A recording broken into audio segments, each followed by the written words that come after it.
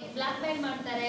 ಏನೋ ಅಂದ್ರೆ ಈಗ ಯಾರೋ ಒಬ್ರು ಹುಡುಗಿರು ಪೋಸ್ಟ್ ಮಾಡಿರ್ತಾರೆ ಅನ್ಕೊಳ್ಳಿ, ಮೊಬೈಲ್ ನಮ್ಮ ಫೋಟೋಗಳು ಫೇಸ್ಬುಕ್ ಅಲ್ಲಿ ಪೋಸ್ಟ್ ಮಾಡ್ತಾ ಇರ್ತೀವಿ.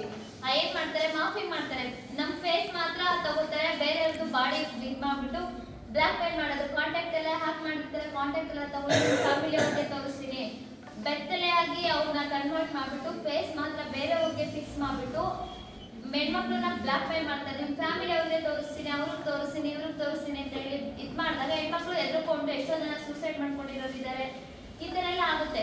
ಸೊ ಇದೆಲ್ಲ ಮಾರ್ಕಿಂಗ್ ಬಂದ್ಬಿಟ್ಟು ಎಲ್ಲ ಸೈಬರ್ ಫ್ರಾಡ್ಗೆ ಬರುತ್ತೆ. ಏನಾದರೂ ಆ ಥರ ಯಾರಾದರೂ ಆದರೆ ನಿಮ್ಮ ಅಕ್ಕ ನಿಮ್ಮ ಅಕ್ಕ ತಂಗಿಯವರು ರಿಲೇಷನ್ಸು ಯಾರಾದರೂ ನಿಮ್ಮ ಹತ್ರ ಕ್ಲೋಸ್ ಇರೋರು ಹೇಳ್ಕೊಂಡಾಗ ನೀವು ನಮಗೆ ಮಾಹಿತಿ ಕೊಡಿ, ನಮ್ಮ ಸ್ಟೇಷನ್ಗೆ ಬನ್ನಿ, ನಾವು ನಿಮಗೆ ಏನಾದರೂ ಸೊಲ್ಯೂಷನ್ ಏನಿದೆಯೋ ಅದನ್ನ ಕಂಪ್ಲೀಟ್ ಆಗಿ ಇದು ಮಾಡಿ ಕೊಡ್ತೀವಿ. ಮತ್ತೆ ಫೈನಾನ್ಷಿಯಲ್ ಫ್ರಾಡ್ ಏನಂದ್ರೆ ಮನೇಲಿ ಇರ್ತೀವಿ ನಾವು, ಏನು ಮೊಬೈಲ್ ಯೂಸ್ ಮಾಡ್ತಾ ಇರ್ತೀವಿ ಕುತ್ಕೊಂಡು. ಮೊಬೈಲ್ ಯೂಸ್ ಮಾಡ್ಬೇಕಾದ್ರೆ ನೀವು ಮನೇಲೆ ಕುತ್ಕೊಂಡು 2,000 ರನ್ ಮಾಡ್ಬೋದು, 3,000 ರನ್ ಮಾಡ್ಬೋದು, 1,000 rupees ರನ್ ಮಾಡ್ಬೋದು, ತಿಂಗಳು 30,000 ರನ್ ಮಾಡ್ಬೋದು ಅಂತೇಳಿ ಹೇಳ್ತಾರೆ. ಹಾಗೇನ್ ಮಾಡ್ತೀವಿ, ನಮಗೂ ಆಸೆ ಬಂದ್ಬಿಡುತ್ತೆ.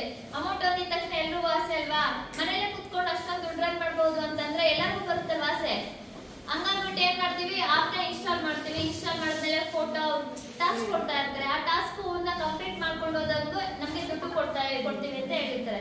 ಆ ಟಾಸ್ಕ್ ನಾವು ಆಪ್ನ ಇನ್ಸ್ಟಾಲ್ ಮಾಡಿದಾಗ ಅದಕ್ಕೆ ಅಕೌಂಟ್ ಹಾಕ್ಬೇಕು. ನಮ್ಮ ಅಕೌಂಟು, ನಮ್ಮ ಡೀಟೇಲ್ಸು ಪ್ರತಿಯೊಂದು, ಆಧಾರ್ ಕಾರ್ಡ್ ಆಗಿರ್ಬೋದು, OTP ನಂಬರ್ ಶೇರ್ ಮಾಡಬೇಕು.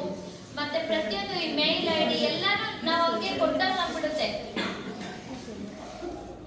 ಇದು ಕೊಡ್ತೀವಿ, ಏನು ಕೊಟ್ಬಿಟ್ಟು ಮತ್ತೆ ಏನಾಗುತ್ತೆ ಅಂತಂದ್ರೆ ನಮ್ಮ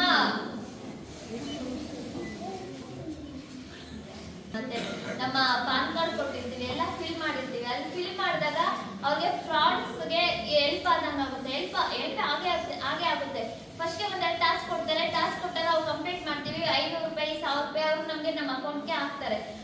ಹಾಕಿದ್ಮೇಲೆ ಅದನ್ನ ನಾವು ಡ್ರಾ ಮಾಡ್ಕೋಬೇಕು ಅಂತಂದಾಗ ಅವ್ರು ಹೇಳ್ತಾರೆ, ನಿಮ್ಮ ಪ್ರೊಸೆಸಿಂಗ್ ಚಾರ್ಜಸ್ ಇರುತ್ತೆ, ಈ ಅಕೌಂಟು ಇನ್ನೂ ಸ್ವಲ್ಪ ನೀವು ಹಾಡಿ ಆಮೇಲೆ ನಿಮ್ಗೆ ಡ್ರಾ ಮಾಡ್ಕೊಳ್ಳೋಕೆ ಅವಕಾಶ ಸಿಗುತ್ತೆ ಅಂತ ಹೇಳ್ಬಿಟ್ಟು. ಹಂಗೆ ಟಾಸ್ಕ್ ಕಂಪ್ಲೀಟ್ ಮಾಡ್ಕೊಂಡು ಹೋದಾಗ ಆ ಟಾಸ್ಕ್ ಏನಿರುತ್ತೆ ಗೊತ್ತಾ, ಯಾವುದೋ ಒಂದು ಪೋಸ್ಟ್ ಕಳಿಸ್ತಾರೆ, ಅದಕ್ಕೆ ನಾವು ಸ್ಟಾರ್ ರೇಟಿಂಗ್ ಕೊಡೋದು ಅಥವಾ ಲೈಕ್ ಕೊಡೋದು, ಕಮೆಂಟ್ ಮಾಡೋದು, ಶೇರ್ ಮಾಡೋದು, ಇಷ್ಟೇ ಇರುತ್ತೆ, ಬೇರೆ ಇನ್ನೇನು ಇರಲ್ಲ. ಅಷ್ಟಕ್ಕೆ ಯಾರಾದರೂ 100, 100 ರೂಪಾಯಿ 200 ರೂಪಾಯಿ ಯಾರನ್ನ ಕೊಡ್ತಾರೆ, ನಾವು ಯೋಚನೆ ಮಾಡ್ಬೇಕಲ್ವಾ, ಅದನ್ನ ಯೋಚನೆ ಮಾಡೋದಿಲ್ಲ. ಏನ್ ಮಾಡ್ತೀವಿ, ಬಿಡು ದುಡ್ಡು ಕೊಡ್ತಾರಲ್ಲ ಫ್ರೀಯಾಗಿ ತಗೋಬಿಡೋಣ, ಮನೇಲಿ ಕುತ್ಕೊಂಡು ಇನ್ನೇನ್ ಮಾಡೋದು ಅಂತ ಹೇಳ್ಬಿಟ್ಟು ಸ್ಟಾರ್ ರೇಟಿಂಗ್ ಕೊಡ್ತಾ ಹೋಗ್ತೀವಿ. ಒಂದು 2,000 ರೂಪಾಯಿ 3,000 ರೂಪಾಯಿ ಈ ತರ ಆಗುತ್ತೆ. ಆದ್ಮೇಲೆ ಹೇಳ್ತಾರೆ, ಇದು ಪ್ರೊಸೆಸಿಂಗ್ ಚಾರ್ಜಸ್ ನಿಮ್ಮ ಅಕೌಂಟ್ಗೆ ಬೀಳ್ಬೇಕು ಅಂತಂದ್ರೆ ನೀವು ಇಷ್ಟು ಪೇ ಮಾಡಬೇಕು, ಅದ್ರ ಜೊತೆಗೆ ಇದನ್ನು ಅಮೌಂಟನ್ನು ಎರಡು ಸೇರಿ ಕೊಟ್ಬಿಡ್ತೀವಿ ಅಂತ ಹೇಳ್ಬಿಟ್ಟು ಇದು ಮಾಡ್ತಾರೆ. ಆಗ ನಾವು ಹೌದೇನು ಅಂತ ಹೇಳ್ಬಿಟ್ಟು ಆಗ್ತಾ ಅವ್ರ ಹಂಗೆ ನಮ್ಗೆ ಹೇಳ್ತಾರೆ, ನಿಮ್ಮ ಅಕೌಂಟ್ಗೆ ಇನ್ನೂ ಜಾಸ್ತಿ ಬರುತ್ತೆ, ನೀವು ಇಷ್ಟು ಪೇ ಮಾಡಿದ್ರೆ ಕೊಡ್ತೀವಿ, ಮನಿ ಡಬ್ಲಿಂಗ್ ಮಾಡ್ಕೊಡ್ತೀವಿ ಅಂತ ಹೇಳ್ಬಿಟ್ಟು ನಮ್ಗೆ ಆಸೆ ಹುಟ್ಟಿಸ್ತಾರೆ. ನಾವು ಆಗ್ತಾ ಗೊತ್ತಾಗೋದೇ ಇಲ್ಲ. ಅಲ್ಲೋಗಿ 50,000 ಲಕ್ಷದವರೆಗೂ ರೀಚ್ ಆಗುತ್ತೆ. ಆಮೇಲೆ ಯಾರು ಹೇಳ್ತೀವಿ ಹಿಂಗೆ ಅವ್ರು ಆಗ್ತಿಲ್ಲ ಅಂತ ಹೇಳ್ಬಿಟ್ಟು ಇನ್ನೊಬ್ರು ಸಜೆಷನ್ ಹೇಳ್ತಾರೆ, ಅದೇ ಸೈಬರ್ ಫ್ರಾಡು. ನೀವು ಫಸ್ಟ್ ಕಂಪ್ಲೇಂಟ್ ಕೊಡಿ ಅಂತ ಹೇಳ್ಬಿಟ್ಟು. ಆಗ ನಿಮಗೆ ಗೊತ್ತಾಗಲ್ಲ ಎಲ್ಲಿ ಹೋಗ್ಬೇಕು, ಏನು ಹೋಗ್ಬೇಕು, ಚಿಕ್ಕಬಳ್ಳಾಪುರ ಹೋಗ್ಬೇಕಾ, ಸ್ಟೇಷನ್ಗೆ ಹೋಗ್ಬೇಕು ಅಂತ ಹೇಳ್ಬಿಟ್ಟು. ಈಗ ಎಲ್ಲ ಸ್ಟೇಷನಲ್ಲೂ, ಪ್ರತಿಯೊಂದು ಸ್ಟೇಷನಲ್ಲೂ ಸೈಬರ್ ಫ್ರಾಡ್ ಕೇಸು ನಾವು FIR ಮಾಡ್ತಿದ್ದೀವಿ, ರಿಜಿಸ್ಟರ್ ಮಾಡ್ತಿದ್ದೀವಿ. ಮನೇಲಿ ಅಕ್ಕಪಕ್ಕ ಯಾರಾದ್ರೂ ಇದ್ರೆ ಹೇಳಿ, ಆ ಥರ ಏನಾದರೂ ಸೈಬರ್ ಫ್ರಾಡಲ್ಲಿ ಒಳಗಾಗಿದ್ರೆ ಪ್ರತಿಯೊಂದು ಸ್ಟೇಷನಲ್ಲೂ ಹೋಗಿ ಕೂಡ ಎಲ್ಲಿ ಬೇಕಾದ್ರೂ ಹೋಗಿ ಕೂಡ ಕೊಡ್ಬೋದು. ಆದರೆ ಹೋಗೋದಕ್ಕಿಂತ ಮೊದಲೇ 1930ಗೆ ಸೈಬರ್ ಹೆಲ್ಪ್ಲೈನ್ ಅಂತ ಇದೆ.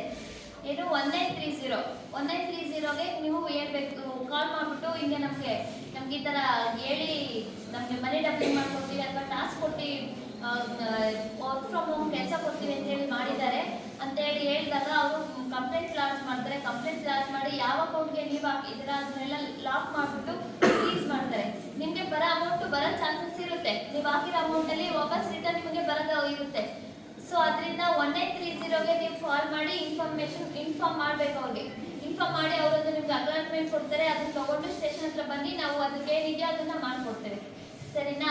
ಇದು 1930 ಬಂದ್ಬಿಟ್ಟು ಆಲ್ ಓವರ್ ಕರ್ನಾಟಕ ಇದೆ, ಎಲ್ಲಿ ಬೇಕಾದ್ರೂ ಮಾಡ್ಬೋದು. ಅದು ಸ್ವಲ್ಪ ಸಲ ಬಿಸಿ ಬರುತ್ತೆ, ಸೊ ನೋಡ್ಕೊಂಡು ಮಾಡಿ. ಮತ್ತೆ ಬೇಗ ನೀವು ಆ ಅಮೌಂಟ್ ಹಾಕಿರ್ತೀರಲ್ಲ, ವಿತಿನ್ 1 hour ಅಲ್ಲಿ ಹಾಕಿದ್ರೆ ನಿಮಗೆ ಬರೋ ಚಾನ್ಸಸ್ ಜಾಸ್ತಿ ಇರುತ್ತೆ, ಅಮೌಂಟು ರಿಟರ್ನ್ ಬರೋ ಚಾನ್ಸಸ್ ಜಾಸ್ತಿ ಇರುತ್ತೆ. ಈ ಫ್ರಾಡರ್ಸ್ ಇದ್ದಾರಲ್ಲ, ಇವ್ರು ಯಾರು ಇಲ್ಲಿಯವರಲ್ಲ, ಎಲ್ಲ ಬೇರೆ out of the state, Bihar, Punjab ಈ ಥರದವರು. ಸೊ ಅದರಿಂದ ಯಾರು ಸೈಬರ್ ಫ್ರಾಡ್ಗೆ ಇನ್ವಾಲ್ವ್ ಆಗಬೇಡಿ. ಹೋದ್ರೆ ಮತ್ತೆ ವಾಪಸ್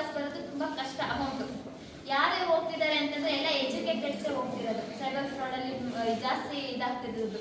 ಯಾಕೆಂದರೆ ಅನ್ಎಜುಕೇಟೆಡ್ಗೆ ಮೊಬೈಲ್ ಯೂಸ್ ಮಾಡೋಕ್ಕೆ ಬರಲ್ಲ, ಅದ್ರಲ್ಲಿ ಏನು ಬರ್ತಿದೆ ಅಂತ ಅವ್ರಿಗೆ ಗೊತ್ತಾಗಲ್ಲ, ಅದಕ್ಕೆ ಏನು ಮಾಡಬೇಕು ಅಂತಲೂ ಗೊತ್ತಾಗಲ್ಲ.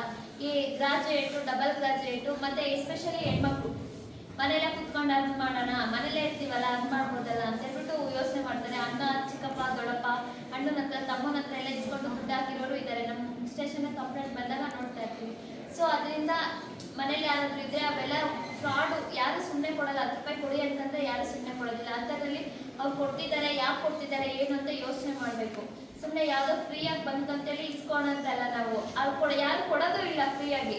ಸೊ ಅದರಿಂದ ನಿಮ್ಮ ಮನೇಲಿ ಹೇಳಿ, ಯಾರಾದರೂ ಆ್ಯಪ್ ಡೌನ್ಲೋಡ್ ಮಾಡಿ ಅಷ್ಟು ದುಡ್ಡು ಗೆಲ್ಬೋದು, ಇಷ್ಟು ದುಡ್ಡು ಗೆಲ್ಬೋದು ಅಂತಂದಾಗ ಯಾವುದೇ ಕಾರಣಕ್ಕೂ ಆ ಥರ ಯಾವುದೇ ಆ್ಯಪ್ನ ಡೌನ್ಲೋಡ್ ಮಾಡೋಕ್ಕೆ ಹೋಗಬೇಡಿ. ಡೌನ್ಲೋಡ್ ಮಾಡಿದ್ರೆ ಗೊತ್ತಾಗಲಿ ಕೂಡ ಡಿಲೀಟ್ ಮಾಡಿಬಿಡಿ. ಅಕಸ್ಮಾತ್ ದುಡ್ಡು ಹಾಕಿದ್ರೆ ಇಮಿಡಿಯೇಟ್ 1930ಗೆ ಕಾಲ್ ಮಾಡಿ ಮತ್ತೆ ಸ್ಟೇಷನ್ಗೆ ಕಾಂಟ್ಯಾಕ್ಟ್ ಮಾಡಿ. ಓಕೆನಾ? ಇದು ಸೈಬರ್ ಫ್ರಾಡ್ ಆಯಿತು. ಈಗ ಎಲ್ಲ ಮನೆ